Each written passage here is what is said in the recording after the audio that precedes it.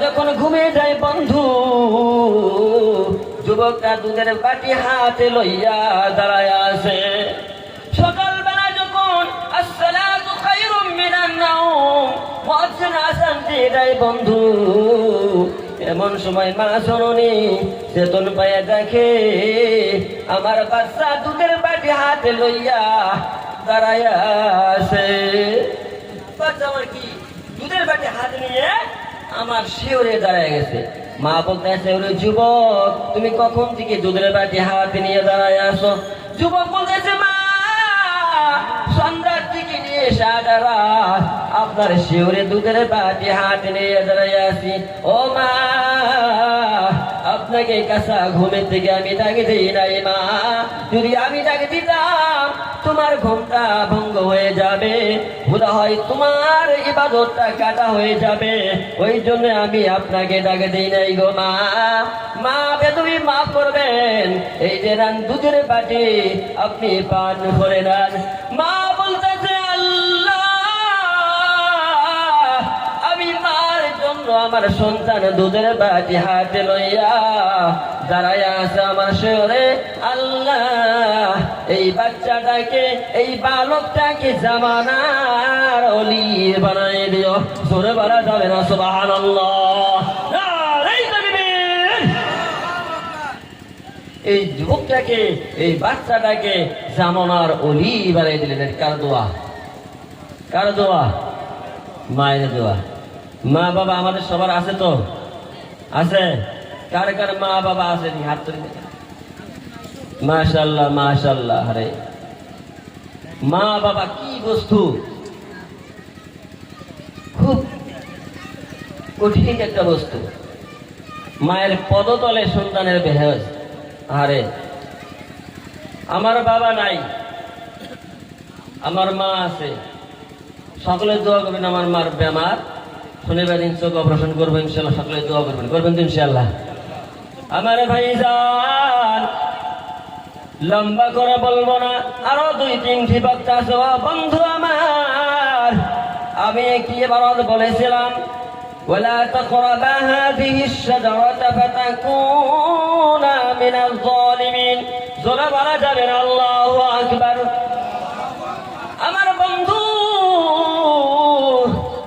হযরত আদম আলাইহিস সালামকে যখন জান্নাতের মধ্যে রাখা হলো, হযরত হাওয়া আলাইহিস সালামকে যখন জান্নাতের মধ্যে রাখা হলো, ও ভাইজান, এবার মানবের রূপ সাজিয়া, মানবের গঠন সাজিয়া শয়তান ইবলিস মনে মনে চিন্তা করে, এই দুইজন লোককে কেমন করে ধোঁকা দেওয়া যায়, এই দুজন লোককে কেমন করে মানে বুদ্ধি দিয়ে জান্নাত থেকে বাহির করে দেওয়া হয়। আমার ভাইজান, শয়তান ইবলিস কি করলেন বন্ধু, মানবের রূপ সাজিয়া জুব্বা পাঞ্জাবি গাদ দিয়া জান্নাতের মধ্যে প্রবেশ করলেন। ও ভাইজান, জান্নাতের মধ্যে একটি গাছ আছে, ওই গাছের তলে বসে গেলেন, কি যেন বলে আর গুনগুন গুন করে গান গায় আর কান্দে। এমন সময় হযরত মা হাওয়া আলাইহিস সালাম ওই সম্মুখ দিয়ে যাইতেছিলেন। রে বালক, তুমি কি যেন বলো আর কান্দ, তোমার পরিচয়টা কি, তোমার বিষয়টা কি, বলো বলো বলো। শয়তান ইবলিস বলতেছে, মা কি করব, কি করে বলবো মনের দুঃখ, কি করে বলবো মনের জ্বালা। যদি আপনি আমার সাথে ওয়াদা করে নেন, তাহলে আমি তো আপনাকে সমস্ত কথা খুলে বলবো। যদি আপনি আমার সাথে ওয়াদা করেন, তাহলে আপনার সমস্ত, আমি আপনার হুকুম মানবো, তাহলে আমি বলবো। বোঝা গেছে? বোঝা গেছে তো? আমার ভাইজান, মার মনটা তো নরম, মার মনটা নরম। অল্প কথাই মায়ে বুঝে নিলেন। হ্যাঁ ঠিক আছে, বলো, তোমার কথা আমি মানবো। ওই শয়তান ইবলিস বলতেছে, মা এই যে একটি ফল, এই ফলটা তুমিও খাবা আর তোমার স্বামীকেও খাওয়াইবা। এই ফলটা যদি তোমরা দুইজনে ভক্ষণ করতে পারো, এই ফলটা যদি তোমরা খেতে পারো, এইটা কি জান্নাত, এর থেকে 10 গুণ বড় জান্নাত দুনিয়ার মধ্যে আছে। বলেন নাউজুবিল্লাহ। এটা কি জান্নাত? এর থেকে 10 গুণ বড় জান্নাত দুনিয়ার মধ্যে আছে। এটা কার চক্রান্ত? কথা কর, শয়তান ইবলিসের বুদ্ধি, তাই না? শয়তান ইবলিস কইতেছে এর থেকে বড় 10 গুণ বড় জান্নাত দুনিয়ার মধ্যে আছে।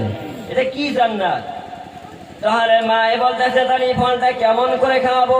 না না না, আমার স্বামী তো ফল ভোগ করবে না, ফল খাইবে না, কারণ এই ফলটা খেলে আমাদেরকে জান্নাত থেকে বিদায় করে দিবে।